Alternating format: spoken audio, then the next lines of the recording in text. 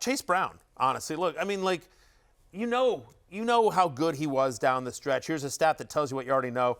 Over the final 8 games last season, starting in Week 9, he was averaging over 20 fantasy points per game. He was the 4th best running back in fantasy. He averaged over 23 touches per game during that stretch, played 85% of the snaps. And then you sit here and you look at this depth chart. Zach Moss got released. And now it's Samaje Perine. We like Samaje Perine, but like he's not a feature back. He's not a threat to take any work. Maybe he takes a little bit of third down work. And then they have the rookie Taj Brooks. Right, 7th rounder. Right, which is fine. It's a nice late round flyer. I've taken him as a late round flyer, but Chase Brown proved last year over a significant period of time that he can be a workhorse full-time back. It is going to be one of the best offenses in football. When he needs to be, he can be a 3-down back. So I think just because he's not a big name and people are worried because of the size, can he hold up? Which is funny. His last year at college, he was a workhorse. Right. It's a total. They just have this perception. It is a perception problem. It's a perception problem. But yeah, I mean, this guy should be going inside the top 10. He is a true RB1. He's not being drafted like it as such. He's currently going as RB12. I have him at RB11, slightly higher in the overall as well. But I have a lot of Chase Brown. Yep. Christian McCaffrey for me among the running backs going as RB5 on Yahoo. You've got him RB3. Matthew will be a bit more in line with that. The last time we saw McCaffrey healthy, he was Offensive Player of the Year. He was the best running back in football. He was going RB1 coming into drafts last year. Yes, he was injured and it was a lost season last year. It appears that he's healthy. And the two things with McCaffrey, one, Niners have a super easy schedule, which is going to help in terms of scoring opportunities.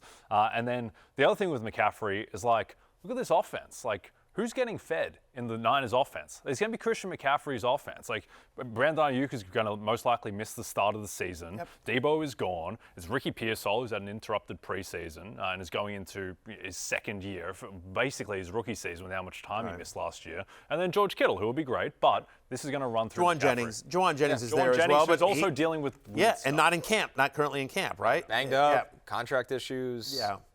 So, I like the call a lot. Like, there's an argument to be made that Chris McCaffrey should be the #1 overall pick. Like, when he's healthy, there's no one better.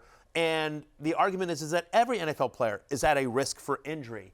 Dylan on YouTube here. Where do you think Nico will finish the year as? Also, is CMC back to being a top pick, or should we be waiting towards the end of the first round? I think you should be waiting towards the end of the first round if you can get him there. Like, I've seen him go as late as 8, 9, 10, but he's been creeping up, and I think as more and more hype gets around, he's back healthy, he's going to go. But again, I think every is an injury risk, and so I will tell you that McCaffrey, I have a Niners team source who was the same guy when I did my 25, interesting tidbits from the combine. Among the things I said was like, is that, hey, don't be surprised if Jordan Mason gets traded, which that ended up happening.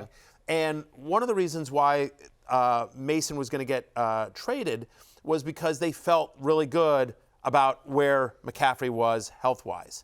And so, yes, you've got Garando, you've got Jordan James there, but I think McCaffrey has at least one last monster season in him.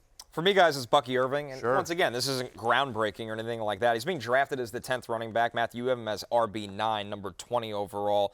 When this backfield fully kind of shifted and accepted that Bucky was the guy, you saw things completely change. And I believe in this offense. It's not a good division. The Bucs will play plenty of games where they're just going to overpower their opponent in the NFC. And Bucky's talented. I mean, the thing that stands out the most when you look at him is just his ability to consistently generate yards and big plays after contact, Matthew. There's no question about it with Bucky Irving. Talking to a source at the Combine as well, somebody who knows, they talked about Bucky Irving as a true RB1. Didn't get a great – I don't think they love Rachaad White there. I've said this before. Showed that hand. I actually have some Sean Tucker as well because I think if something were to happen, I think there's a better chance that Sean Tucker ends the year as the #2 in Tampa Bay. Hey, it's Matthew Berry from NBCSports.com and RotoWorld.com, and I want to thank you so much for watching whatever it is you just watched.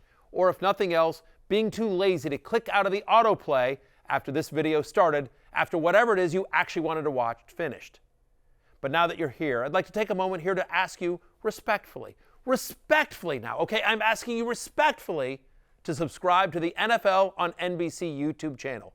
You'll get the latest Roto-World fantasy news headlines, all sorts of great shows, including my own Fantasy Football Happy Hour. So go subscribe now. Again, I'm asking respectfully.